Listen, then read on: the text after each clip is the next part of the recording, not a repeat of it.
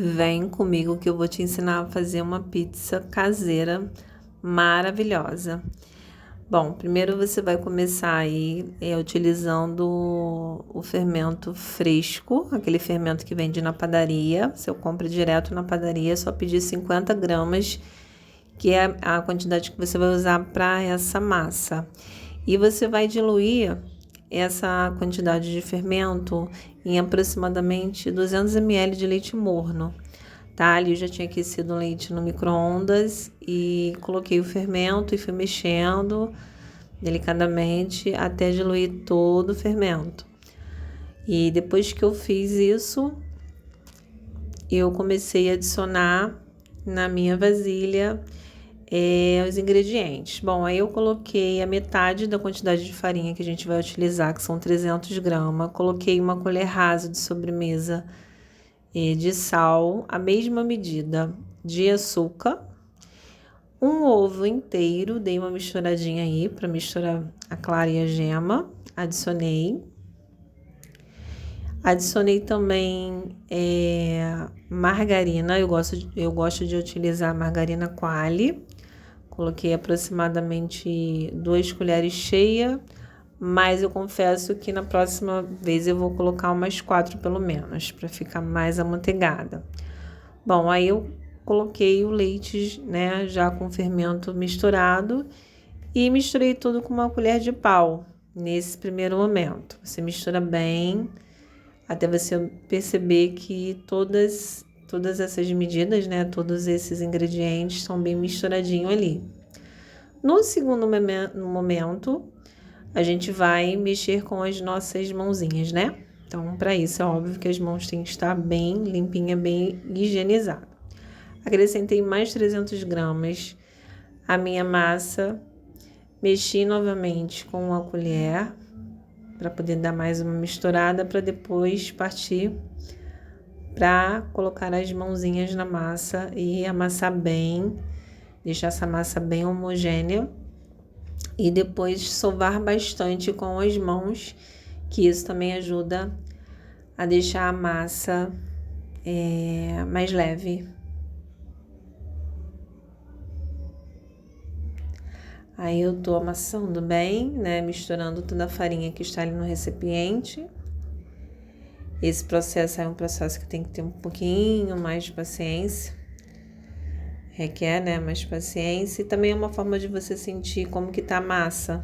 Se ela tá seca, se ela tá mais molhadinha, digamos assim. E na hora eu não percebi que seria interessante pôr mais margarina.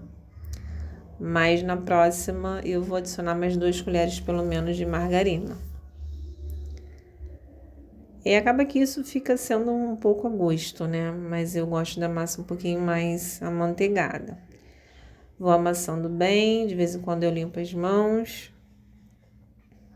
para poder ir vendo, né? Verificando como é que tá essa massa, porque é justamente através da mão que você vai saber se tá no ponto. E o ponto é justamente você apertar a massa e não deixar nenhum resíduo na mão. E o bom também é estar sempre em contato com a massa, mexendo, sovando, para você tornar essa massa mais leve no final do processo. Aí eu dei uma pausa, lavei as mãos, para poder eu conseguir me certificar que ela tá no ponto.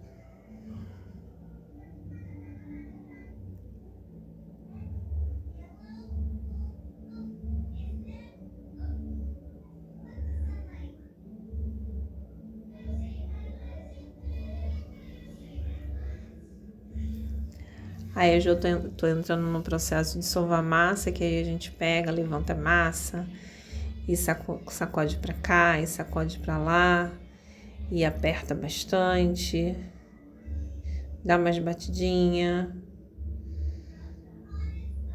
Depois de fazer esse processo, eu peguei um pano de prato, coloquei por cima e uma toalha média para poder cobrir bem e coloquei dentro do forno para poder a massa crescer, né, a massa se desenvolver.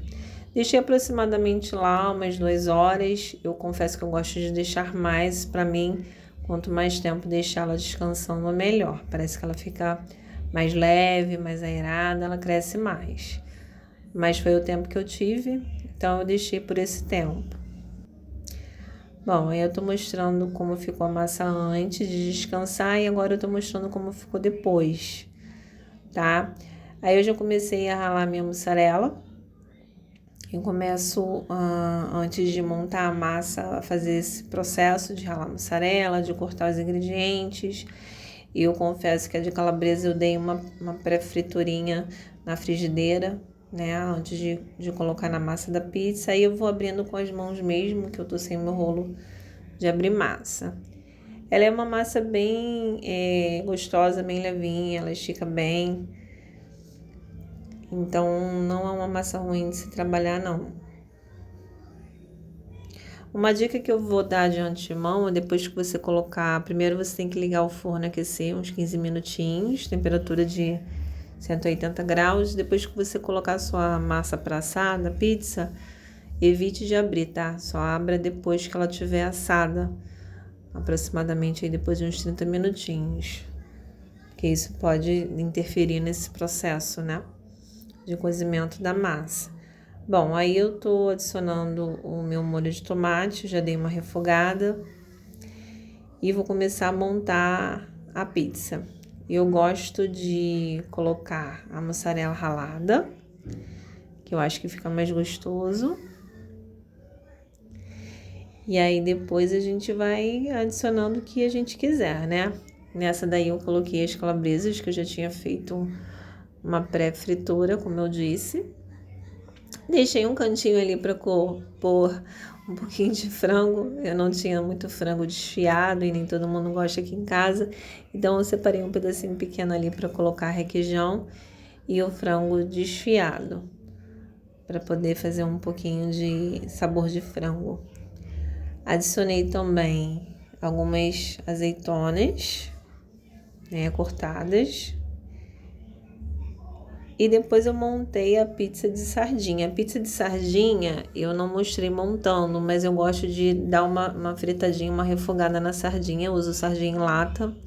Eu tiro toda aquela espinhazinha que vem de dentro. Depois eu ponho na frigideira um pouquinho de óleo ou azeite, um pouco de alho. Dou uma refogada, coloco o molho ali e vou montando a pizza mais ou menos dessa forma. Sendo que a de sardinha acaba sendo nesse processo também. Coloca primeiro a mussarela. Não, na verdade eu fiz o contrário. Coloquei primeiro a sardinha e depois a mussarela. Aí depois que eu retirei do forno. Fica uma delícia, gente. Faça e depois me fale.